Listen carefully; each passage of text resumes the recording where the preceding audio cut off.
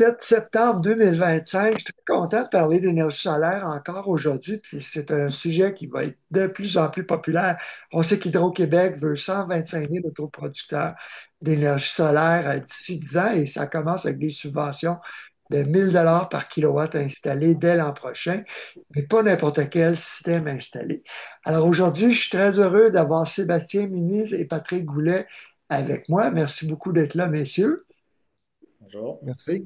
Bonjour. Donc, Patrick est président ou directeur d'Énergie solaire Québec, l'organisme à but lucratif, c'est ça, Patrick? Ouais, président. Président. Président, qu'on dit, oui.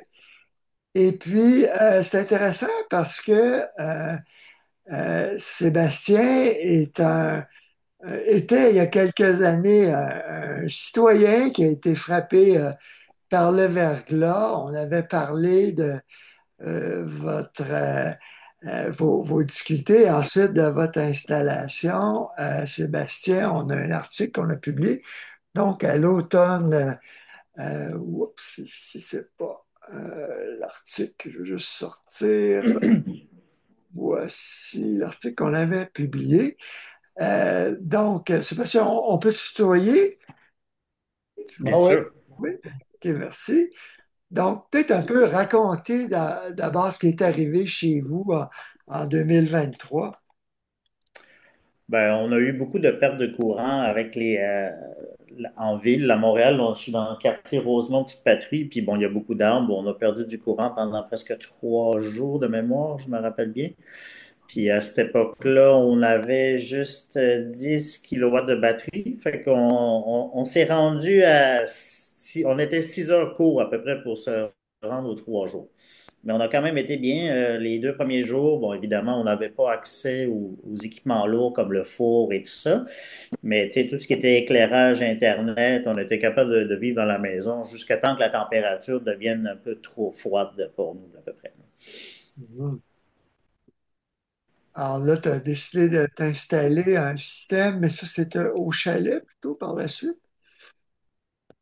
J'ai commencé par le chalet parce qu'on avait beaucoup de pannes à Saint-Donat, dû aussi à l'élagage qui était déficient aux côtés des lignes d'Hydro-Québec, ce qui a été remédié seulement l'année passée, disons. Mais ça fait 7 ans qu'on a un système solaire dont, à chaque fois qu'on a des pannes, on a un système d'urgence de 20 kilowatts avec un onduleur de 5 kilowatts de puissance. Fait que ça, c'est assez raisonnable, puis on peut chauffer au bois. Fait que, tu sais, on était capable de passer à travers pas mal là, toutes les péripéties qu'on a eues de un jour et demi, 2 jours de panne. C'était sans problème, là. OK, donc ça fait 7 ans là, que tu t'es informé puis que tu avais installé Ouais. ton système. Là, j'ai quelqu'un, c'est ça, il veut s'acheter un système, puis il m'écrit en disant que ton entreprise vous demandez trop cher par rapport à ce qu'on trouve sur Internet. Donc, c'est ce j'aimerais démystifier un petit peu. Quelle est la différence entre l'offre de service? Ben, premièrement, il y a beaucoup de Québécois qui sont des patenteux, qui veulent installer eux-mêmes et c'est faisable. La preuve, c'est que tu l'as fait toi-même. Donc, quel est l'avantage d'aller vers une compagnie professionnelle? Donc, on va commencer avec toi, Sébastien, pour répondre à cette question-là Ben, par rapport au système chinois qu'on va trouver à rabais sur Internet. les règles du jeu changent et finalement changent parce que là, c'est plus structuré. Tout ce qui est raccordé à Hydro-Québec doit être déclaré en tant que tel. Tout ce qui peut rentrer sur les lignes. Alors à ce moment-là, les exigences sont par rapport à les normes. Il faut suivre les normes UL. Il faut que toutes les composantes soient certifiées, soient partagées avec Hydro-Québec. Il faut fournir des plans d'installation, plans filaires. Ça prend un maître électricien sur place. Et puis, c'est ça qui fait que, tu sais, c'est beau acheter un kit en ligne avec aucune garantie, aucune certification, mais je veux dire, c'est pas des produits où on va pouvoir avoir quelqu'un qui va pouvoir aller vous le remplacer parce que c'est un produit qui est acheté en ligne, par exemple. Fait que, Est-ce tous qu'il y a les produits souvent, que nous, on. Oui. est-ce qu'il y a souvent des problèmes de qualité? Justement, Patrick, as-tu beaucoup d'échos sur des gens qui ont acheté à rabais, puis là, ils n'ont pas de soutien de la compagnie en Chine. Est-ce qu'il y a souvent des problèmes avec ce système-là? Ben oui. J'ai de temps en temps des installateurs qui reçoivent des appels de gens qui sont en détresse parce que le système ne fonctionne plus. Puis quand ils arrivent là, ils s'aperçoivent que il n'y a absolument rien de conforme. C'est souvent des installations hors réseau, là, on s'entend, là, c'est pas des installations branchées à Hydro parce que si ça avait été branché à Hydro, ben, Yeah. il aurait été conforme en partant. Parce qu'Hydro-Québec, les exigences sont là, puis le branchement par un électricien, il n'y a pas le choix, là. Il doit se conformer aux normes de Hydro-Québec. Mais tout ce qui est hors réseau, ben, on n'a pas de contrôle, là. C'est zéro de barre, là. N'importe qui peut se faire ce qu'il veut. Il y a pas d'inspection, il y a absolument rien. Puis, tu sais, tu peux même, si tu veux, là, pas faire venir un électricien, mais pas en tout. Il n'y a Ouais, personne qui le sait. Il n'y a pas de contrôle. Alors, c'est vraiment Wild West pour le vrai, là, dans ce monde-là, dans le hors-réseau. Mais là, le problème là-dedans, c'est qu'il y en a qui vont commencer à s'installer ces choses-là dans des milieux urbains. Puis on va prendre mon exemple à moi, puis Sébastien aussi d'ailleurs, il reste à Montréal. Nous, là, on demeure là, dans des habitations en rangée, collées un sur l'autre. Fait que là, c'est un comique, là, OK, qui décide, lui, de faire son installation solaire chez eux sans imagine. faire fi de la certification, quoi que ce soit. Il installe ça avec les batteries et tout, là. Puis là, pouf, le feu pogne. Ouais, Tabarnouche, on a un problème. Parce que là, moi, le voisin, il va subir cette installation-là qui n'est pas conforme puis qui a pas eu de certification de quoi que ce soit. Fait que cette partie-là, là, ça va devenir dangereux à un moment donné. Puis d'ailleurs, j'ai fait un parallèle là, avec les vélos électriques là, parce que moi, je suis aussi là-dedans, là, dans les vélos électriques. Puis c'est un parfait exemple, là. Les gens achètent des vélos, des trottinettes, toutes sortes de choses en ligne, zéro contrôle, avec des batteries pas certifiées. On ne sait pas de la qualité, là. Puis il y a eu des feux, là. Tu sais, il y en a un qui a été déclaré dans le métro de Toronto, là, l'année dernière, ou il y a 2 ans. Là, maintenant, c'est interdit les vélos électriques dans le métro de Montréal. Et c'est fini, ça, on n'en veut plus, là. Fait que hum. c'est des exemples, là. Puis plus il va en avoir, mais plus les risques vont être élevés dans ça, là. Puis il est tout là le problème. Mais ça revient toujours à la question de coût, hein. Je regardais comme dans l'excellent guide de l'énergie solaire pour le Québec que vous venez de publier, écrit par Bernard Cyr, ancien expert d'Hydro-Québec International, et Jimmy Royer, qui est à Ressources naturelles Canada.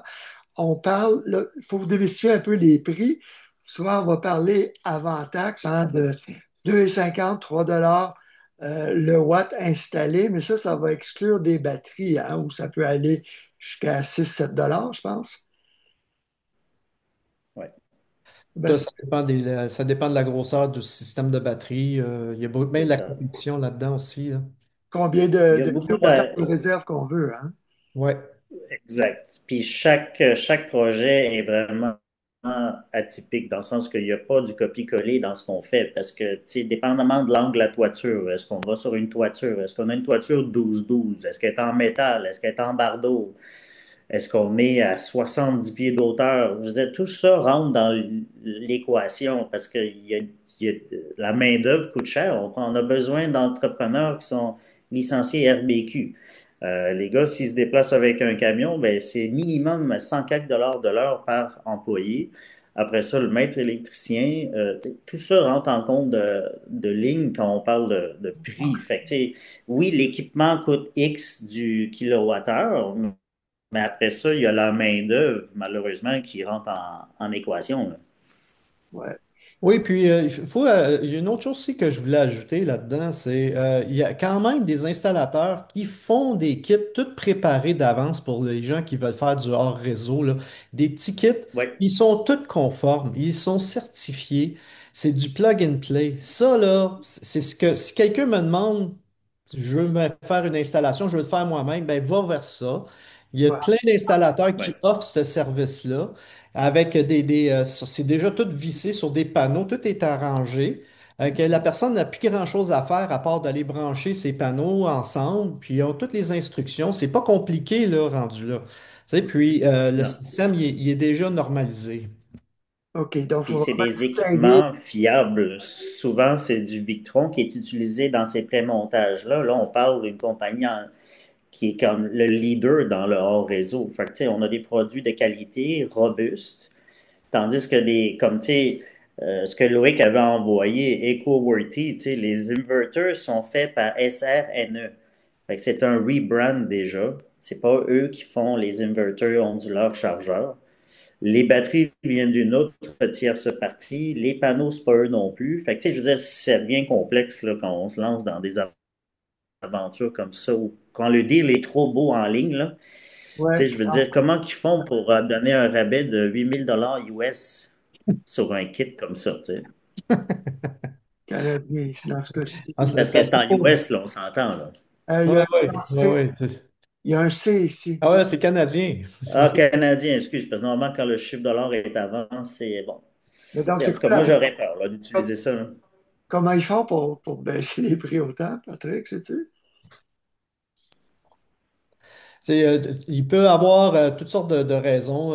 Premièrement, ça peut être la vieille technologie, du vieux stock qui sont empilés dans les entrepôts parce qu'il ne faut pas oublier, les Chinois, là, ils produisent là, plein de tubes là, de tout, là, des batteries, des modules, ça sort, puis il y a de la qualité là-dedans. Là. OK. Alors, puis, des compagnies là, qui sont de haut de gamme, là, si on veut appeler ça de même, qui sont legit, là,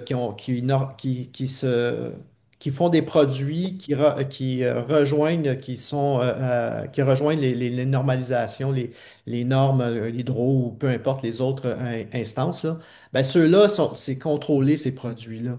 Avant qu'ils sortent, là, ils checkent. C'est les batteries, même affaire, c'est contrôlé, c'est checké avant d'envoyer. Mhm. Puis, si la batterie ne répond pas au spec technique qu'ils sont supposés d'avoir, mais ça s'en va dans un autre allée, ça. Ça, c'est un reject. Puis là, il y a du monde qui achète ça. Puis là, ils vont se faire des banques de batteries avec en Chine. Mais on sait pas ce qui se passe là-bas, là, OK? Comment ça c'est contrôlé. Mais les compagnies, là, les grosses compagnies là, qui font des choses sérieuses en Chine, mais ils contrôlent tous leurs produits, ils savent. Ça, ils ne jouent pas avec ça. Mais Non. ce qui est pas bon, ben ça, il y a quelqu'un d'autre qui doit les acheter, là, puis il revend ça, là, let's go, là, à coup de container, n'importe quoi. Ton panneau qui est soi-disant à 300 400 watts, mais si tu le testes pour le vrai, il est peut-être même pas ça. OK.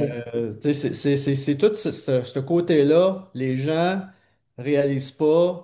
Ils pensent qu'ils vont. C'est le même phénomène que les vélos électriques. Là, ils pensent qu'ils ont le méga deal. OK, là, hey, là, moi, je l'ai le bicycle, là, au tabarnouche, là, ça va avoir 300 Mhm. km d'autonomie, puis youpi! Puis finalement, c'est pas ça qui se passe pantoute, là. OK. Puis Non. c'est la même Puis, tu affaire, sais, ça quand va tu être la même compares, chose dans le solaire comme ça.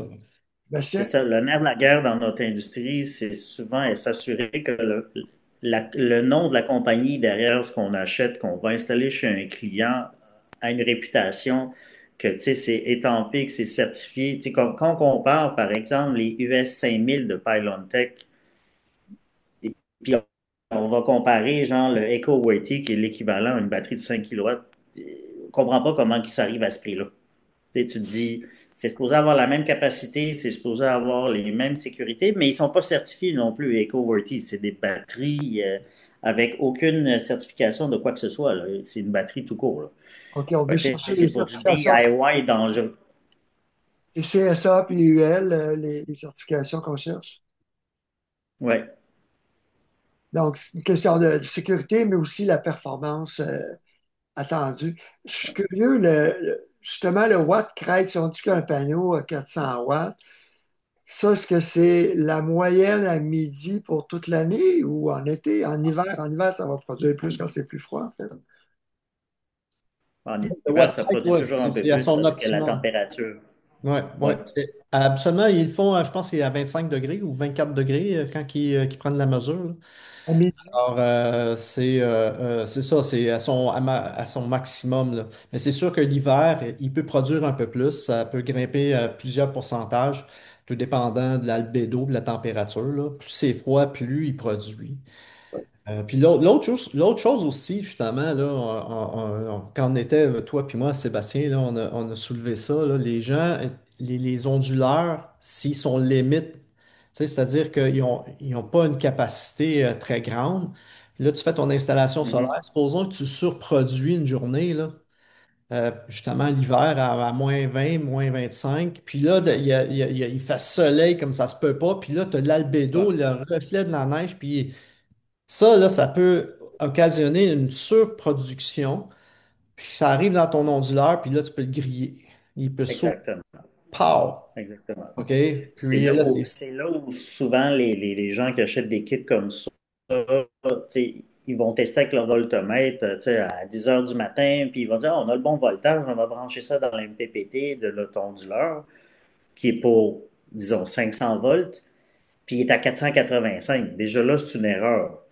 Il faut toujours laisser la marge pour quand il va avoir, comme on dit dans le langage, le spike, où il va avoir un nuage, puis tout d'un coup, ça va s'éclaircir, il fait un peu froid, le panneau va cracher peut-être sûrement plus que 500. Là, ton MPPT vient de brûler, ta machine va prendre en fumée, c'est clair. Fait que, Le ça, MPPT, c'est le danger. il faudrait définir c'est quoi le MPPT. C'est une fonction de l'onduleur qui le protège contre ça. C'est pas tous les onduleurs qui sont protégés contre justement la surcharge. Ben, les onduleurs ne sont pas protégés. C'est toujours le premier warning. Il ne faut pas dépasser le voltage que le maximum point per track peut recevoir. C'est ce qui va transformer, va prendre l'énergie DC des panneaux solaires pour la transformer. Fait que, tu sais, il faut toujours laisser un jeu, là, parce qu'on ne peut pas aller toujours au maximum de la capacité. On risque de le griller. Puis si on grille cette partie-là de l'onduleur, ben, vous venez de perdre votre garantie. L'onduleur est bon à mettre à la poubelle. Il n'y a rien à faire. Là. OK, donc Vous ça, n'aurez pas les parties pour. est-ce qu'on évite ça en choisissant le bon onduleur ou c'est la façon qu'on l'installe? C'est la façon qu'on va installer nos branchements de panneaux en série pour arriver à un voltage confortable. Il faut toujours laisser un jeu. C'est pas tous les onduleurs qui ont comme 200% de voltage qu'on est capable d'aller chercher pour un laps de temps. Fait qu'il faut vraiment respecter ce qui est demandé par le manufacturier et OK. laisser de la place pour l'erreur. Exact. Puis là, dans ces kits-là, je ne suis pas sûr qu'ils tiennent compte de ce genre de situation-là où tu pourrais surproduire. Ouais. Je suis certain de ça, là. OK, donc, il y a beaucoup de gens qui achètent Non, des systèmes puis Arabais qui apprennent les leçons à la dure par la suite. non, puis on parle pas non plus, il n'y a aucunement de support, le racking, qu'est-ce qu'il y a, c'est quoi la mise à la terre, elle est où le parafoudre, tu sais, tout ça là, Ça c'est ajoute. dans le néant, là. Fait que la personne qui achète ça, qui n'est pas au courant, ben, il risque énormément. Ouais, moi, j'ai déjà fait installer un petit système par un électronicien qu'on nommera pas, Patrick, que tu connais, mais j'ai après ça eu deux experts, Rémi Pratt et puis Jeannot Schmidt, pour les nommer, qui sont venus inspecter, puis ils ont corrigé des choses, dont l'absence de mise à la terre, justement. Je veux dire, c'est Ben, grave, c'est très grave, faire des installations comme ça qui ne sont pas conformes là, au code. ben, c'est dangereux, c'est parce que ce qui peut arriver, si un fil est dénudé par erreur par un rongeur ou quoi que ce soit, un frottement après des années, ben, tu sais, la rail peut être énergisée. Fait que, tu sais, il faut que ce courant-là aille à quelque part. Là. Mm. On parle de Bien voltage dangereux. très élevé. Là.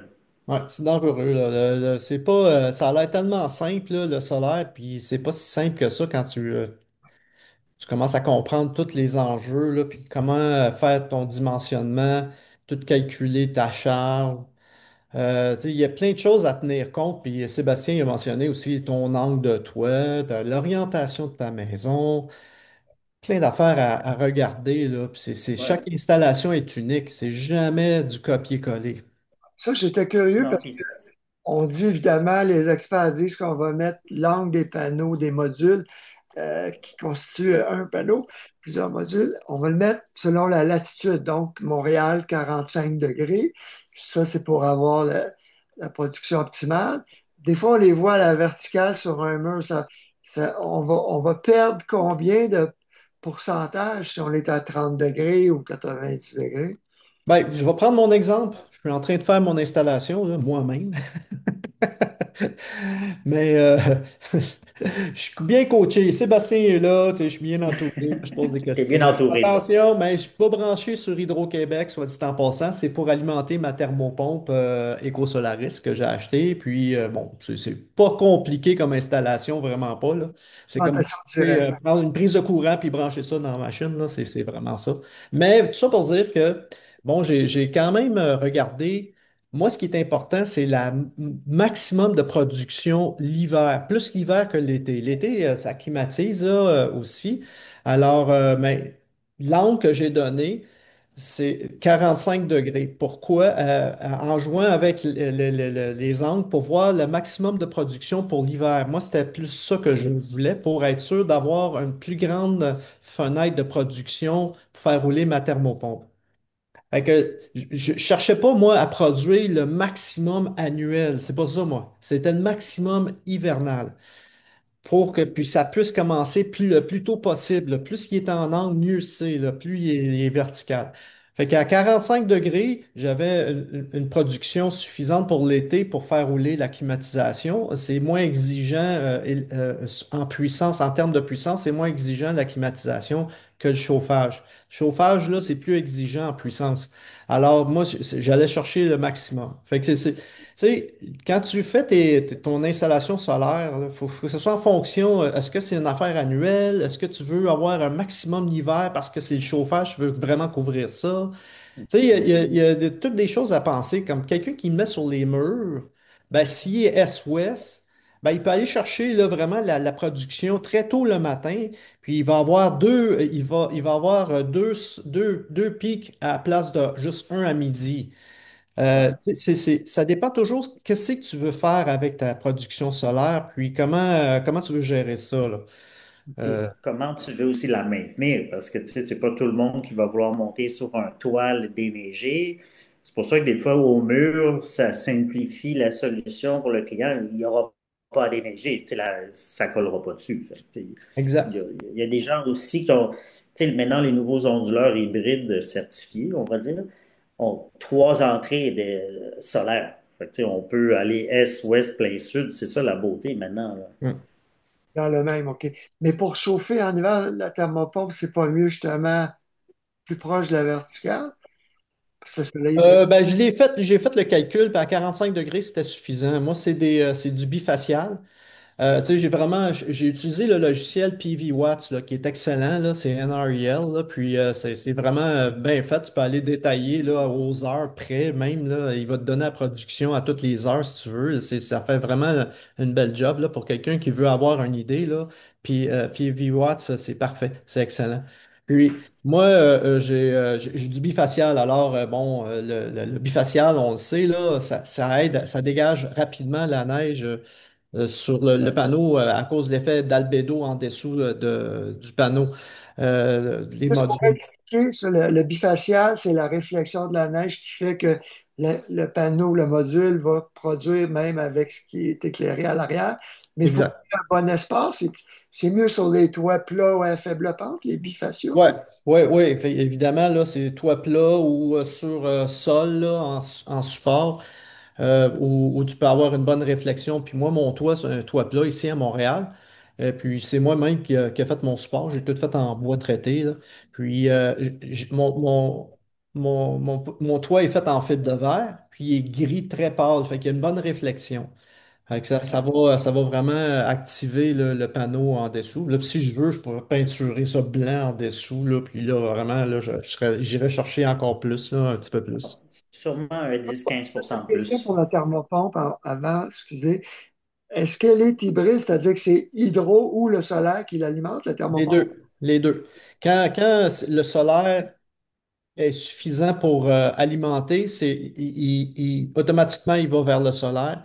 Puis aussitôt que la puissance n'est pas suffisante provenant des panneaux, on revient sur hydro. OK, elle marche constamment. Ouais. Sébastien, tu allais dire? Non, non, j'allais dire que si jamais il peinture son toit blanc, ben, il va noter un pourcentage qui va augmenter l'efficacité du panneau, ça c'est sûr. Ouais. Pour revenir au prix, là, on comprend que Hydro ne va pas subventionner les systèmes qui ne sont pas certifié, et puis ils vont exiger que ça soit installé par des professionnels. Mais les gens veulent économiser. Vous l'avez fait vous-même, là, installer des systèmes. Euh, Toi, Sébastien, tu as été conseillé par une compagnie établie quand tu l'as fait? Ben, moi, j'ai fait mes devoirs. Tu sais, j'avais déjà installé des systèmes. J'ai déjà travaillé un peu aussi chez Volts Energy. Fait que, tu sais, puis j'ai été accompagné d'un maître électricien. Fait que, tu sais, je veux dire, on n'était pas dans le néant. C'était pas test et erreur, là. On savait exactement où s'en allait. Puis honnêtement, tu sais, quand on lit bien les instructions des onduleurs, je veux dire, il n'y a pas grand place à l'erreur. C'était accompagné d'un maître électricien. Parce que, tu sais, dès qu'on rentre dans le tableau principal, je veux dire, ça devrait être qu'un maître électricien qui touche à ça, là, personne d'autre, là. Oui, c'est clair. OK, donc toi, parce que je disais que tu étais restaurateur, mais tu avais déjà travaillé chez un des deux gros distributeurs, soit Volt Énergie. Ouais, durant la COVID, quand les restaurants étaient fermés, j'ai offert mon temps, puis en même temps, ça a peaufiné mes notions sur le salaire. Fait que c'était vraiment intéressant. J'étais là comme bénévole, là. Je passais mes journées là à apprendre, puis à travailler avec eux, leur donner un coup de main, poser des questions. OK. Puis ton entreprise Solu Solaire, ça existe depuis quand? 4 ans maintenant officiellement. 4 ans, OK. Vous faites combien d'installations par année à peu près? Puis est-ce que c'est surtout sur le réseau? Tout est sur le réseau, à peu près 3 à 4 projets. Les projets sont quand même d'envergure, fait que ça prend quand même un certain temps. Fait que, ouais, je dirais à peu près 4 par année de ce temps-ci. OK, donc vous aimez mieux faire du volume puis de la qualité que de courir, hein. Là, qu'est-ce qui va arriver? On dit qu'il va y avoir des pénuries de main-d'œuvre si ils trouvent 125 000 autoproducteurs en 10 ans. Oui, Patrick, justement, je suis content que tu soulèves le point. Puis effectivement, on va avoir un goulot d'étranglement pour ce qui est de la compétence là, dans le solaire. Là, nous, on travaille activement là, à discuter de ça avec la CMEQ, aussi Hydro-Québec. Euh, puis, on regarde toutes les possibilités, là, comme faire l'installation sur les toits, tous les ancrages, ça pourrait être fait par des gars de toiture. Tu sais, si on peut amener du monde compétent, on fait juste leur montrer comment mettre les points d'ancrage là, sur les toits. Puis ces gars-là, ils sont habilités à montrer, c'est déjà monté sur les toits, ils peuvent facilement faire ça avec le racking. Puis après ça, bon, écoute, ils vont manquer de bras, là. Ça, c'est assez clair, là, ils vont manquer de bras. Euh, j'ai vu que le guide recommande de refaire la toiture si vous pensez devoir la refaire d'ici ah 10 ans. oui. Ne posez pas le Puis, système Ouais. solaire avant, changez pas de toiture. exactement. Tu sais, il y a un projet, je suis allé voir il y a 2 semaines à Shawinigan. Là, c'est une maison pour les gens qui sont en dépendance, là, une maison pour les aider à s'en sortir. Puis le projet a été toute l'installation du racking, ça a été fait par les gars de toiture parce qu'il fallait qu'ils refassent faire le toit. Puis que là, le maître électricien qui faisait la job au complet pour tout ce qui était l'électrique, le solaire et tout, qui est membre d'ailleurs à Énergie Solaire Québec. Mais il était là pour superviser puis expliquer aux gars de toiture comment faire pour faire toute cette installation-là. Fait qu'ils ont fait les systèmes d'ancrage. Et c'est juste ça qu'ils ont fait, là. Ils ont tout apposé ça sur les toits, sur le toit. Puis après ça, le racking, le restant, c'est là, ça a été l'installateur qui est venu faire le restant, là. Mais tu sais, ça donne des possibilités d'aller chercher plus de compétences comme ça. Puis il y a beaucoup de maîtres électriciens et des électriciens, ils ne sont pas intéressés à montrer ces toits. Ils veulent pas faire ça, là. Ils veulent juste faire les raccordements. Puis, tu sais, regarde, là, on peut pas forcer le monde à faire des choses, là. Alors, il faut se trouver d'autres options pour faire. Puis, il y a beaucoup la partie installation que tu n'as pas besoin, c'est pas là, tes compétences d'électricien qui sont pas nécessaires, là, OK? C'est un gros mécano là, qu'on est en train de mettre des panneaux, les raccorder ensemble, les fixer, puis le brancher les fils, mais c'est tellement simple là, comme branchement, là, c'est ça, puis une prise de courant, c'est à peu près pareil, là. Il n'y a pas une grosse différence, là. Fait que, tu sais, cette partie-là peut être facilement faite en autant qu'il y a quelqu'un, un superviseur, là, un électricien qui est là, puis il Ouais. supervise ces affaires-là. On est correct, là, tu sais. Il n'y en aura pas de surprise, là. D'ailleurs, je me demande s'il n'y a pas Non, mais des consommateurs qui demandent aux entrepreneurs est-ce que je peux contribuer à la main-d'œuvre, être main-d'œuvre, manœuvre, main-d'œuvre sur le chantier. Est-ce que ça se fait, Sébastien? Pas sur une toiture, non. Au sol, ça ne me dérange pas. Là, tu sais, s'ils veulent nous amener les panneaux solaires, par exemple, tu sais, comme cet été, on a installé Orford sur une toiture en métal 12-12 qui est à 40 pieds du sol. Pas à l'aise. Tu dis ton Tu sais, client, quatre rangs d'échafaud, tu sais, on s'était installé des marches pour tout ça, mais tu sais, je veux dire, je veux. Non. Qui m'amène des panneaux, ça va, on peut tirer du fil ensemble s'il veut, mais des choses comme ça, c'est pas je recommandé, veux, là. là. Ouais. Mais Ouais. pour revenir à ce qu'on parlait tantôt, tu sais, je pense qu'il va falloir éduquer le client qui est intéressé à poser les bonnes questions aux gens qui viennent chez eux pour soumissionner les projets. Tu sais, si on vous demande pas c'est quoi vos factures moyennes, c'est quelle date à votre toiture, c'est quoi votre objectif, tu sais, je veux dire, il faut que le client aussi soit pas, qu'il soit prêt, qu'il soit outillé à faire des appels d'offres pour des projets. Ça, je pense que ça va être important de bien guider les gens dans cette optique-là. Justement, le guide qu'on a sorti, là, qu'on a publié, il y a un Il est chapitre excellent. qui est dédié aux questions à poser aux installateurs, Exact. justement. Alors, on a vraiment couvert à peu près tout ce qu'on avait à couvrir pour éduquer le public et même le monde qui ont qui sont dans l'industrie ou le commerce, là. C'est applicable là, pour les deux, là, autant public que dans les entreprises. Les questions sont vraiment pertinentes, là. On les a faites, il y en a plusieurs gens on a envoyé notre ébauche là, à gauche et à droite là, à des experts pour voir si on avait manqué des choses qu'on devrait ajouter, là. Alors, il est vraiment complet, le guide. Puis là, c'est la diffusion, là, puis vraiment d'éduquer les gens là, Ouais. Ben, j'ai sur le justement, solaire. hier, j'arrive de Provence et puis je m'endormais, mais finalement, il fallait que je le lise avant l'entrevue. Je suis bien content de le lire, mais un conseil, justement, ça dit, Sébastien, de demander aux installateurs quelles sont leurs formations, leurs certifications, leur assurance, mais sur votre site à vous, il n'y a pas de à propos qui décrit l'historique, les compétences de Solaire, par exemple. Ah non, on n'a pas updaté le site. J'ai aussi, c'est quelque chose qu'on est en train de faire parce que j'ai aussi la licence RBQ qu'on veut rajouter aussi. Oui, c'est ça. Fait qu'il y a des choses qu'on va rajouter, c'est juste qu'on a manqué de temps pour l'instant. Ouais. Mais Ben là, ça va être updaté bien prochainement. les demandes vont venir. Même, il n'y a pas d'HTTPS. Quand je me connecte, ça me dit que c'est pas un site sécuritaire. Donc, ça ne vous aide pas non plus. Non.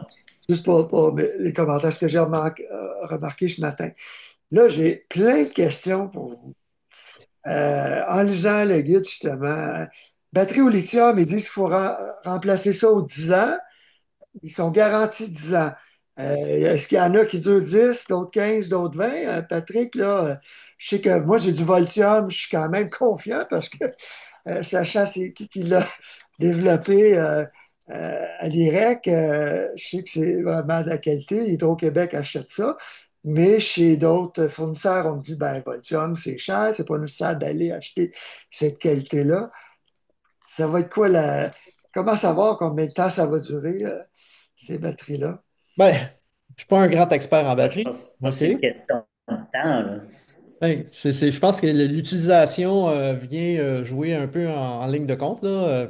Puis, ben, juste pour montrer la batterie de lithium, ion lithium, à cette heure, on est plus dans le LFP, là, Comme faire lithium phosphate. fer phosphate, là. Mais il y a des véhicules là, OK, dans le lithium, là, surtout là, les premières Tesla, là, il y en a, là, il y en a un qui, je pense, c'est 1 million de milles ou une affaire comme ça. Là. Puis ils sont allés voir la batterie là, est rendue où là, puis il est à 90%. Là.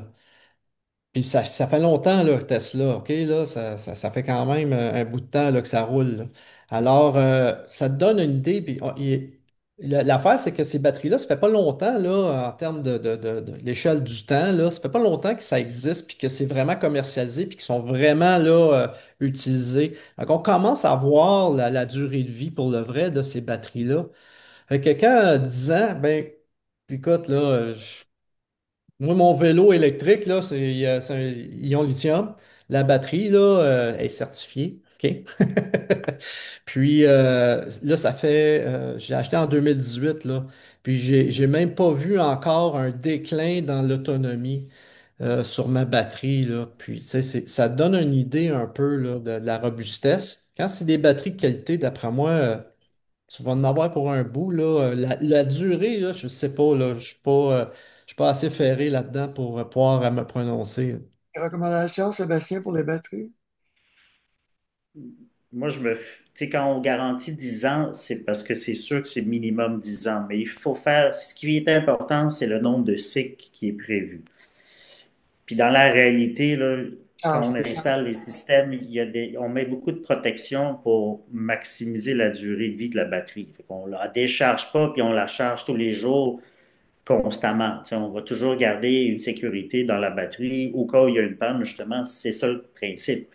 Ça, c'est Si on dans la la vide tous les programmation. jours, Ça, c'est dans la programmation que l'installateur professionnel fait sur le contrôleur de charge pour pas aller quoi en bas oui, de 10% puis au-delà de 90 ou ça va dépendre. Par exemple, l'été, ce qu'on aime offrir aux clients, c'est de l'autoconsommation jusqu'à 20% de sa batterie, par exemple. Fait que l'été, on fait ça parce que bon, l'ensoleillement est plus présent, on a plus d'heures de soleil, on en profite plus, on on peut décharge profiter plus de la plus, batterie à ce moment-là. on décharge Oui, plus en on décharge qu'à 20 puis on remonte à 95 par exemple. Là, l'automne arrive, on va changer la programmation de l'onduleur, on va le mettre en mode backup. Là, je parle toujours des gens qui sont connectés au réseau avec mesurage net. Fait que ce qu'on fait, c'est que là, on garde la batterie pleine pour les cas de panne. Fait que là, on décharge plus la batterie, là. On fait juste utiliser l'énergie solaire puis on la pose dans le réseau où on l'autoconsomme. Fait que, tu sais, c'est vraiment comment qu'on va moduler notre batterie puis combien de cycles elle va faire. Parce qu'un cycle équivaut à la part de 100 puis on descend à zéro. Normalement, ces batteries-là, c'est 10 ans jusqu'à 6 000 ou 8 000 cycles. Fait que, tu sais, je veux dire, faut relativiser. Mais une batterie, là, il n'y a aucune raison qu'elle se dégrade en bas de 80% à l'intérieur de 15 ans. 15 ans, ça devrait être le minimum. OK, mais explique encore pour l'hiver. Tu vas pas charger du tout les batteries puis les décharger en hiver?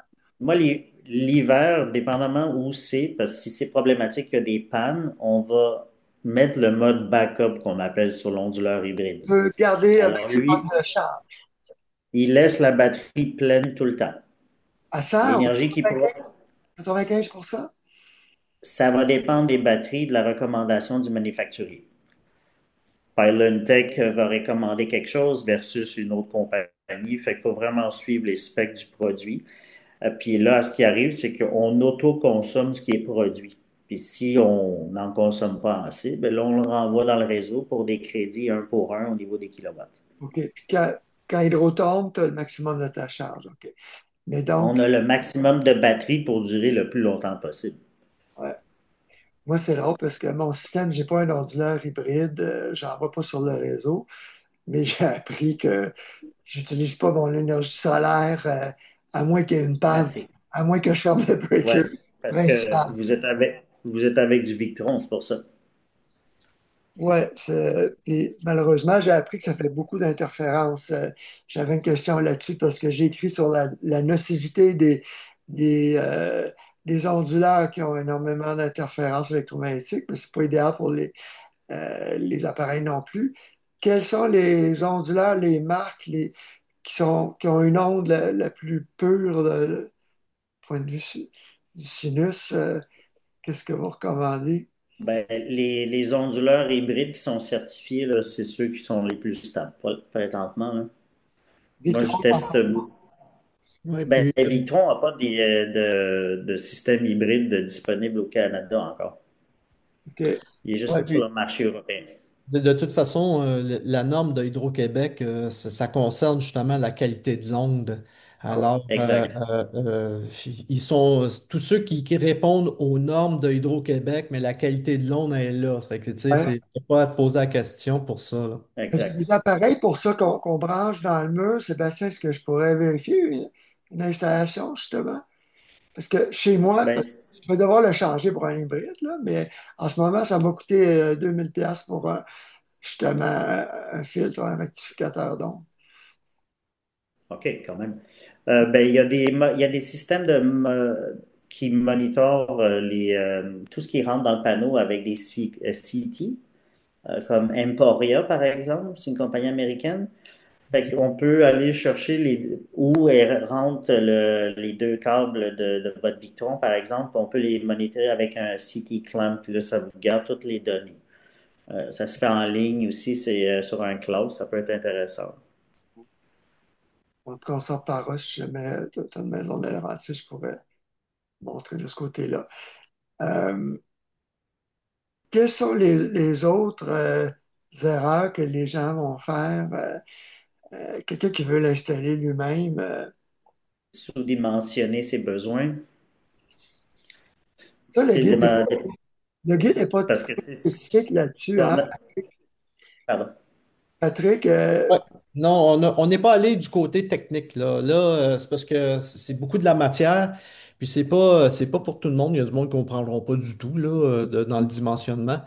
On voulait pas aller là. On voulait vraiment, là, donner un aperçu le plus précis possible. C'est quoi le solaire? Qu'est-ce qu'il faut savoir du solaire? Mais là, quand on tombe dans le côté technique, c'est-à-dire calculer la charge, le dimensionnement, l'orientation, là, on en parle de l'orientation, comment c'est important. C'est facile pour les gens à comprendre ça, mais tomber dans le dimensionnement, ça, c'est un autre monde complètement, là.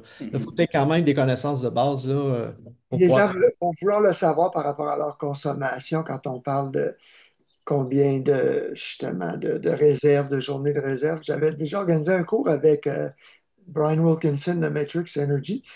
Puis son ingénieur avait apporté un petit tableau bien ordinaire qui est dans le guide fédéral, les guides fédéraux d'ailleurs. Combien d'heures, combien de watts tu consommes, ça donne combien de watts-heure. Les gens, il faut qu'ils apprennent à compter des watts-heures, dans le fond, hein. Euh, Ouais.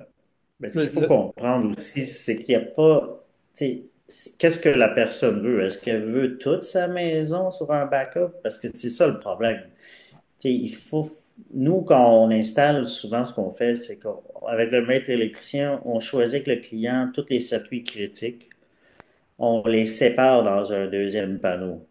Et à partir de là, on est sûr que notre dimensionnement est bon, que le système peut avoir tout d'allumé et de l'opérer. Pas que tout d'un coup, quelque chose part, puis ils tombent en défaut, puis ils sont dans le noir. Fait que, tu sais, c'est là où, quand je dis, quand on achète des kits comme ça qui sont supposés faire 5000 watts, mais qu'en réalité, ils font 3000 watts, ben, c'est sûr qu'il va avoir des problèmes, là. Ça ne marchera pas, là. Il va tomber en défaut, puis personne ne va être dans le noir. Pareil, tu sais. Fait que c'est là où le calcul est important. une autre chose, je ne sais pas si c'est une erreur sur ton site, quand tu cites le système à 35 000 c'était 8 kilowatts de panneau, le 20 fois 40, 400 watts, mais vous parliez d'un onduleur à 6 kilowatts. Est-ce que c'est une erreur? Ça devrait être plus un 8 ou... Possible, faudrait que je vérifie, là. Oui, c'est le système à 35 000 tu iras voir. Ouais. Oui, moi, j'ai eu ce problème-là sur... bon, on a mis le circuit dédié, j'ai mon bureau, la salle de bain à l'étage. Au rez-de-chaussée, j'ai juste le frigo, puis le salon, la TV, l'éclairage, puis au sol, mon congélateur. Mais on a découvert par la suite que le plancher radiant électrique de l'entrée était sur le même circuit que je ne me rappelle pas quel appareil. Puis ben, quand ça démarrait, le système sautait. Donc, on a eu à défaire ça. Donc, ça prend vraiment des professionnels qui regardent qu'est-ce qui est quoi. Comme je te dis, moi, c'était un électronicien qui avait installé ça, mais il n'avait pas tout vérifié. Euh, le retour sur investissement, quand on parle de 15-20 ans, ça, c'est avant la subvention. oui, c'est sans Dépendamment la du projet. subvention, ouais. Et sans batterie, hein? Sans batterie, oui, oui, sans batterie. Ouais. Puis quand on parle d'installation en série, c'est que les cellules ont point quelques watts, puis les panneaux ont tant de watts, puis là, en fait, excusez, c'est la tension en voltage, hein? Quand est-ce qu'on va installer en parallèle pour augmenter l'ampérage? Ça va dépendre de l'installation, combien de panneaux on est capable de mettre. Si l'onduleur a une entrée qui peut prendre 34 ampères, on pourrait mettre deux sets de panneaux, 2 fois 10. en série puis les joindre en parallèle à ce moment-là Quand pour le toit, maximiser le solaire. quand le toit est trop petit, c'est ça qu'on en met en parallèle. Donc, on a beaucoup d'espace pour maximiser le solaire, je dirais plutôt. Ah, c'est quand il est plus grand. Ouais. On veut pas forcément avoir plus d'ampères, il faut grossir le câble aussi. Fait que, tu sais, si on peut rester en bas voltage, c'est toujours l'idéal. Ouais, ouais, parce que ça coûte cher le câble là, quand tu grimpes là, en C'est ampérage. très cher. Tu Ouais. sais, on a fait un projet cet été avec du fil tech parce qu'on devait partir de très loin pour pas perdre de voltage. Tu sais, juste en fil, ça coûtait 1300 $. Moi, je serais Et ça, curieux. c'est Ouais. fou, là. Moi, j'ai un pain centenaire au sud, alors je perds mon soleil le midi, puis là, j'aimerais peut-être en mettre au bord de la rue. Je me demande est-ce que la ville va l'autoriser. C'est une rue privée. Mais à 75 pieds, ça rajouterait combien de câbles et d'installations au sol? Est-ce que c'est mieux avec des blocs de béton ou des pieux vissés? Puis combien ça rajoute à une Des pieux installation? vissés. Pieux vissés, ouais. Des pieux vissés, c'est l'idéal. Après ça, il faut calculer la distance par rapport. Il y a des calculateurs qui sont faciles à retrouver par rapport à la chute de tension. Il faudrait voir que la tension de départ puis la distance qu'on a, puis ça va calculer la grosseur de fil qui est nécessaire. Fait qu'à Mais 60 c'est sûr qu'on passerait de 10 à peut-être 6 ou 8, dépendamment de la distance. Ouais, tu as des apps là, sur ton téléphone que tu peux installer. Partout, ouais. On les calculs de câble, Voltage là, drop, je pense, des là. longueurs. C'est devenu facile là, à faire le calcul, là. Mais moi, je me demande au niveau de l'installation 75 pieds, ça rajouterait combien en câble et pieux vissés versus installation sur toiture? Un pied vissé, c'est à peu près 1000 kek du pied, à peu près. 1000 $ du pied de profondeur? Disons, du pieu, disons, parce que le gars, il faut qu'il vienne avec sa machine, il faut qu'il visse le pieu. Chaque Puis, tu pieu. sais, on en installe rarement un, fait que c'est toujours plus qu'un. C'est minimum 6 à 8, dépendamment du racking, là, du De toute, système, là. de toute façon, si tu t'en fais juste un pieu, il va te charger pour le déplacement et tout, là. C'est ça. T'es mieux de mettre un sonotube toi-même. Tu loues une machine, tu fais un trou, puis merci, bonsoir. Ouais. C'est Si c'est moins cher pour être les... juste un pieu, là, moi, c'est ce que je ferais, là. Je louerais la terrière, puis je le ferais moi-même, le trou, là. Exact. Si on Un met sonotube, puis 4 kilowatts, ça serait combien de pieux? Est-ce que c'est mieux d'aller avec des sonotubes? pardon, j'ai pas compris. Si on veut mettre 4 kilowatts, par exemple, est-ce que c'est mieux avec des pieux ou avec... Puis il en faut combien? Puis, Ça est-ce que dépend, ça va être quoi sur une structure? Ça va être debout? Sur un poteau. ben, sur Sur un rack à 45 degrés, un rack à 45, moi j'irais avec des pieux ou des sonotubes. Mais les sonotubes vont être moins chers, ça c'est sûr. c'est moins cher. Donc, Ouais. ouais. Puis là, ce qu'on explique, c'est que les coûts d'installation, que tu mets 4 ou 6 kilowatts, sont pas mal similaires. Est-ce que c'est mieux d'aller...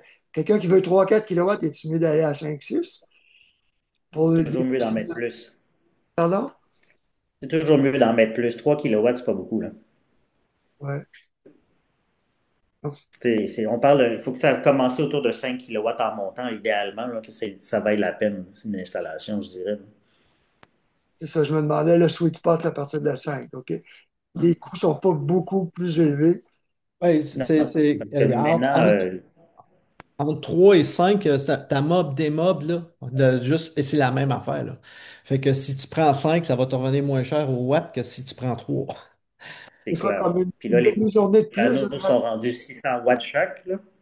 Les panneaux sont 585 à 600 watts chacun. Ça va vite, là. Tu sais, Ouais. c'est pas Oui. 3 panneaux qui changent quelque chose, là. Ouais. Donc, c'est juste une heure ou quelques heures de plus, là, si on double la Ouais. puissance. J'ai vu qu'on dit que l'installation moyenne est 2-3 jours, mais des fois, c'est 2-3 semaines. C'est quoi les effets, les critères de complexité? On parlait de la Ça, hauteur. ça dépend. Nous, on a installé cette année 64 panneaux solaires sur 8 fûts en 5 jours. Mais on avait la machinerie sur place, on avait toute l'aide qui était nécessaire. On était une équipe de 4, Avec mais on une avait grue, des machinistes. machinerie, Pardon? c'est une grue, ça, la machinerie? On avait un Manulift, puis on avait des Bobcats aussi qui nous amenaient les marchandises, pouvait nous lever les panneaux en hauteur. Fait que, il y avait beaucoup d'équipements sur place qu'on a pu utiliser. OK. Euh, Tu sais, comme Sébastien vient de donner un exemple, là, c'en est un bel exemple, là. Pourquoi ça peut commencer à coûter cher faire des installations solaires, là, si physiquement, là, c'est exigeant, il y a trop de hauteur, tu as besoin d'un Ouais. scissor lift, tu as besoin des échafauds. Tu sais, puis l'exemple que je peux donner, c'est l'installation qui est à Saint-Ambroise sur la Grange. Mais l'installateur qui a fait ça, c'est un 43 kilowatts. Puis c'était un été caniculaire quand Ah, il c'est est long. allé là. Et sur de la tôle, là, c'est comme être dans un micro-ondes, pas compliqué, là. Il fait chaud. Fait il commençait à 4 heures du matin pour éviter parce qu'il disait dans l'après-midi, c'était plus travaillable. Il était plus capable. Il commençait à 4 heures du matin, là, à faire l'installation, là. Sinon, après ça, c'est plus travaillable. Ça, tu sais, quand on revient au coût également aussi, tu sais, avec tout respect, tu sais, quand on part de Montréal puis on s'en va à Tremblant, là, par exemple, là, ou on s'en va à Orford, là, on a 4 heures d'aller-retour en auto avec des trailers, des camions, l'essence. Tu sais, je veux dire, tout ça doit se payer, là. C'est pas vrai que l'entrepreneur que j'engage ou l'électricien ne me charge pas son transport, là. Fait que, tu sais, veut pas, ça fait partie de, tu sais, quand les gens disent, oh mon Dieu, ça coûte cher, ben, parce que tout est facturé, malheureusement, là. ben oui, les gens sont vite pour dire que vous abusez, mais vous avez des frais quand même assez élevés quand on est professionnel. Non. Ben, tu sais, les gens ont juste allé en ligne, regarder combien ça coûte les équipements, là, puis après ça, tu fais la différence, là. Il y a pas de marge à devenir, à exagérer non plus. Le but, c'est pas ça, là, tu sais. De toute façon, moi, j'ai lancé cette compagnie-là, c'était pas dans le but. Moi, c'est vraiment, j'adore ce métier-là. Je pense que les gens sous-estiment le salaire au Québec.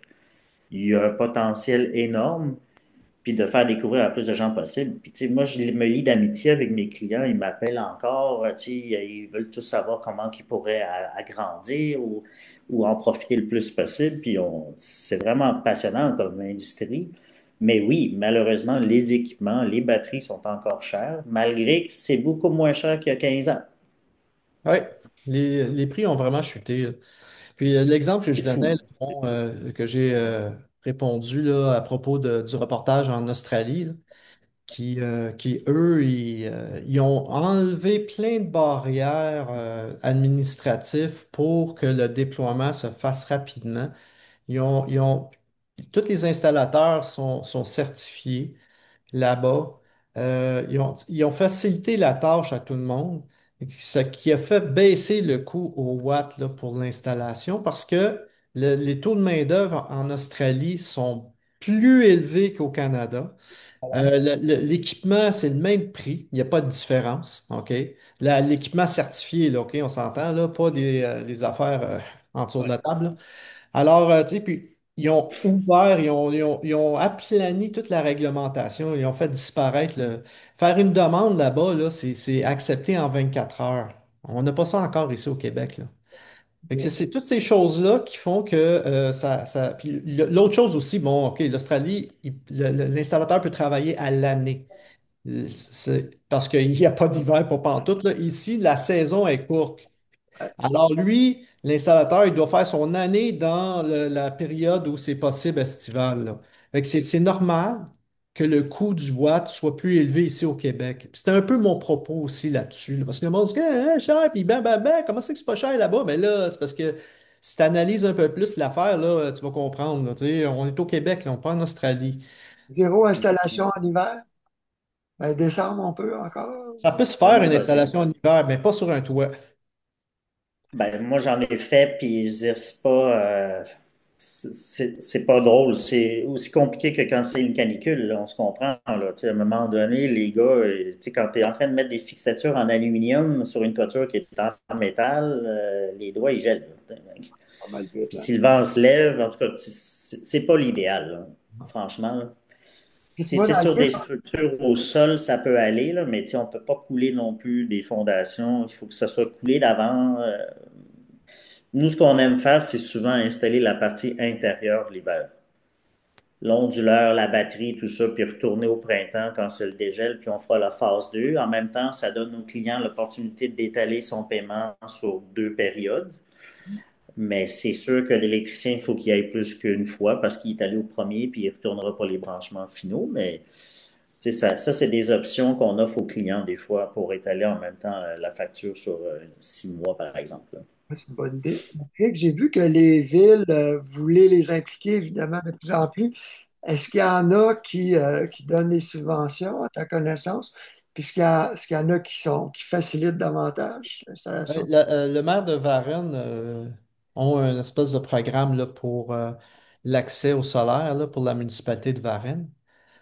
J'ai pas le détail, là, mais je sais qu'ils ont quelque chose pour justement aider. Là. Lui, il est très pro-solaire. Là. Il y en a même une installation chez eux. Alors, tu sais, il est Aussi. motivé, là. Hmm. Mais il y a des municipalités, là, vois-tu, j'ai la ville de Montréal, là, ils veulent faire quelque chose aussi pour en communication avec eux, là, puis ils veulent vraiment faire de quoi pour faciliter l'installation du solaire à Montréal. Est-ce qu'il faut une demande de permis municipal en C'est rénovation? justement ce que la ville est en train de regarder. Sébastien, d'ailleurs, il a participé à cette plénière-là. C'est qu'ils veulent faire disparaître tout l'administratif le plus possible, là, de rendre ça le plus accessible possible. Mais ça, moi, j'ai quand même soulevé de quoi à eux à propos de ça. J'ai dit, si vous enlevez toute la réglementation, pas toute la réglementation, mais changez pour que ça soit plus facile. Allégé. Et là, on n'a pas de contrôle sur c'est qui fait quoi, comment ça se fait. Mhm. Il y a tout cet Ah, aspect-là aussi. Là. Tu sais, c'est juste bon. Ouais. Je veux pas jouer à la police, là, mais c'est parce qu'à un moment donné, il faut que tu saches quand même, là, c'est-tu correct, c'est-tu conforme, c'est-tu. C'est Ouais, il un faut peu que cet ça aspect. suit quand même l'urbanisme, là. Je veux dire, ça va être un peu comme dans le genre un thermopompe. Peut-être tu mets pas ça en avant sur ton balcon vue sur la rue. Là, il faut que ça soit quand même discret puis caché de la rue idéalement, là. Mais oui, ils veulent enlever ça. Ils veulent que ça soit plus comme une déclaration citoyenne pour l'instant, pour ce qui est de Montréal. Pour les autres villes, moi, par exemple, à Saint-Donat, on m'a dit allez-y de l'avant. Tant que ça obstrue pas la vue d'un voisin, il n'y a pas de danger. puis qu'il C'était faut aussi simple que ça. ouais, Ouais. puis l'assureur aussi, puis s'assurer que l'entrepreneur a une preuve d'assurance, hein. Et puis, tu sais, juste Exact. pour te donner une idée aussi là, vers où on s'en va, là, il y a quelqu'un un moment donné qui m'a écrit, puis il me demandait c'est quoi la réglementation pour les arbres. Là, pourquoi les arbres? Là? Puis ils me disent ouais, ben là, moi j'ai un voisin, il y a une projection d'ombrage sur Pas au mon salaire. toit. Je veux faire du solaire, mais là, je peux pas. Qu'est-ce qu'on fait avec ça? Ben là, c'est Ouais, c'est un autre sujet, ça. Ouais, ouais, ben c'est ça, là. Ben, il va y avoir toutes sortes d'histoires comme ça qui va apparaître là, de plus en plus quand il va y avoir des. Où quelqu'un fait une installation solaire, puis 3-4 ans plus tard, son arbre il a commencé à vraiment sortir, puis du voisin à côté, puis là, ça fait de l'ombrage sur son toit. Dans le Euh, temps, oui, c'était pas prévu. alors, Ouais, il mais va en avoir ça, de tu sais, ça, là. moi, tu sais, je veux dire, on prend le temps quand même d'informer le client, mais des fois, malheureusement, on dit au client, c'est pas possible. Ça marche pas, là. Vous avez pas le terrain pour, là. À moins qu'on ouvre une clairière, là, mais ça prend du terrain, là. Il y a des projets qui peuvent pas se réaliser, là. Tu sais, on peut installer des batteries, des onduleurs, pas de problème. C'est pas obligé d'avoir des panneaux, mais des panneaux, c'est pas toutes les résidences ou tous les chalets qui sont faits pour, tu sais, Ouais, malheureusement, là. Moi, je suis exact. chanceux en ce moment, j'ai juste 5 panneaux sur le petit toit au-dessus de mes portes patio, sur la terrasse. Je prends ma pelle télescopique, mais là, j'ai vu qu'il y a un danger. Si je raye, si je graphine le verre, ça va réduire la production en nettoyant la Ben, laine. tout ce qui est Euh, obstru, si la rayure fait que ça cache un peu la cellule parce que le verre a été égratigné, ça peut réduire. Ouais, puis ça dépend de la technologie du panneau aussi. ouais, c'est Tu sais, ça, là. combien de C'est diodes il y tout, a? Puis, ben, j'aime beaucoup ton approche, Sébastien. C'est le fun. Patrick, il faut parler du répertoire des installateurs. On invite les gens à aller sur esq.québec pour le trouver, donc des gens d'expérience, des gens fiables. Mais j'ai encore ma question, c'est ce que vous attendez à ce qu'il y ait des gens des autres provinces, des États-Unis, peut-être même des Français qui viennent installer. est-ce que les prix vont monter parce que la demande augmente, puis l'offre est limitée, puis quand il y a des subventions, souvent on voit que les prix augmentent dans diverses industries. Qu'est-ce que tu en penses? Ben, nous autres, on encourage les gens dans le guide, on en parle, là, de se faire trois prix. Alors, si tu fais toujours, tu crées un contexte de compétition, ben, les gars, ils vont savoir qu'ils sont pas tout seuls à soumissionner sur la job. Alors, les prix vont descendre. Tu sais, c'est pas là de empêcher les installateurs de vivre, là, c'est pas ça l'idée, là, mais c'est de maintenir un prix de marché qui est raisonnable là aussi. Là, tu sais, que c'est en bout de ligne, là, c'est les gens qui achètent, là, parce que j'ai beaucoup là, de ce commentaire-là. Ouais, ben là, les prix vont monter parce qu'il y a une subvention, puis bah. Ben, garde, moi je dis aux gens, mais fais-toi faire des prix, là. Fais-toi faire des prix, trois au moins. Puis là, au moins, tu vas avoir une idée, là. C'est ça l'idée là, des soumissions, hein. Ouais. Les prix à deux et 5. Mission, puis aussi, faut être en confiance avec la personne qui va faire votre projet aussi, parce que, tu sais, c'est sûr qu'il va y avoir un moment donné où il y a des questions, puis on veut le rappeler, puis il faut qu'il réponde, puis, tu sais, fait que moi, je dis aux gens, regarde, bombardez-le de questions le plus possible. Les trois soumissionnaires, pareil. Puis, tu sais, entendez-vous avec celui que vous allez bâtir une relation, là. Exact. Parce que oui, il y en a qui vont abuser sur le. Tu sais, c'est comme dans toute industrie, là. Quand tu fais une toiture aussi, t'en fais venir trois, tu n'auras jamais le même prix, là. Ouais. Mais le guide est Tu sais, bien après en ça, c'est disant une aux gens, question de. Ouais, ouais. le guide dit, fiez-vous à votre intuition, le contact avec l'humain, c'est important. Mais Ouais. sur le prix Ouais. à 2,50 le watt, là, c'est ce qui est mentionné, 15 000 avant taxe, j'imagine, pour 6 kilowatts dans votre guide. Est-ce que c'est réaliste, Sébastien, 2,50 le watt? Puis quel pourcentage de ça revient à la main-d'œuvre? Ben, c'est dur de dire 2,5 parce que tu sais, si le client veut avoir 60 ou 80 kilowatts de batterie, ben là, on n'est pas dans le même jeu. Tu sais, On ne parle pas de batterie, 2,5, là. c'est. On parle de système 6 kilowatts, on parle de 2,50 installés, c'est ce qui est écrit dans le guide, là. Ah, pour un 6 kilowatts Ouais, 6 kilowatts, 15 000 ça donne 2,50. Sans batterie, évidemment. sans batterie. Ouais, ça peut faire du sens. Ouais. Ah, C'est c'est une moyenne, hein, faut pas oublier, là. Ça, c'est une ouais, ben, moyenne. Ouais, ouais, c'est une moyenne. Ça peut faire du sens, puis il faudrait que ce soit à Montréal, puis pas loin. Ouais. Ouais. 2,50 à Ça, 3 c'est l'autre affaire là, quand tu fais un prix au watt comme ça, mais tu as un mob des mobs, là. Fait que ton client, s'il est à 300-400 km, Ouais. parce que je le sais, moi je suis au courant, il y a des installateurs qui sont prêts à se déplacer à ces distances-là pour aller faire des installations. Ben là, ton Mm. prix au watt va changer, là. Il y a mob des mobs, là, puis il faut qu'il couche là. Je sais que l'an Non, c'est passé, ça. Tu sais, nous, Sébastien on part à Trois-Rivières là, le mardi, aller-retour, là. On s'en va faire 5 heures d'auto, là.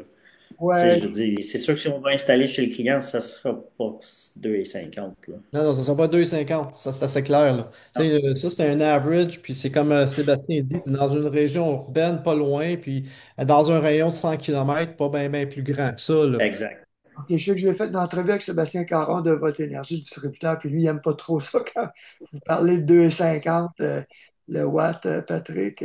Hey, écoute, là, j'ai les commentaires, OK, mais nous, on a quand même fait les devoirs, puis on a regardé là, tout ce qui se fait. On est allé chercher les coûts, on a consulté le CANMET, Yves Poisson de leur bar, parce qu'ils en ont des statistiques. On a regardé un peu partout, puis 2,50, c'est vraiment une moyenne. Là, bon, oui, les gars, nous autres, on sait là, que ça va susciter là, un peu là, de la controverse. Mais là, c'est une moyenne, OK? Puis c'est une règle du pouce, là, pour que la personne ait Mm. une idée dans quoi elle s'embarque avec un budgétaire. Après ça, là, mais là, ça va varier. Là. Si elle reste à Tombouctou, là, dans le fond du bois, mais c'est plus 2,50, là, OK? Ça va être pas mal plus cher. Pour que les gens comprennent, c'est avant taxe et pas de batterie. Sébastien, le mot de la fin pour notre lecteur là, qui disait que tu exagères sur les prix.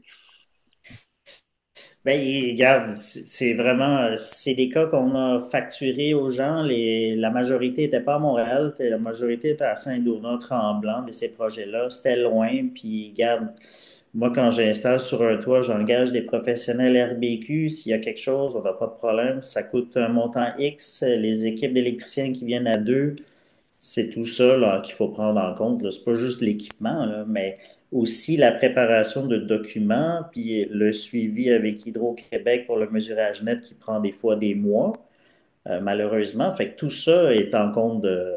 C'est du cas par cas. Je ne peux pas prendre un document puis le transférer à tous mes projets. C'est tout projet à sa propre identité. Fait que ça prend un temps, ça prend des recherches, puis tout ça, malheureusement, ben, ça a un coût. Ben oui.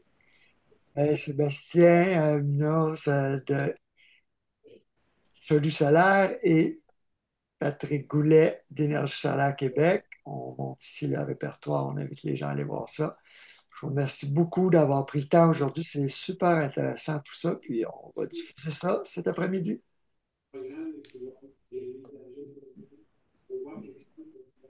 Merci, à bientôt.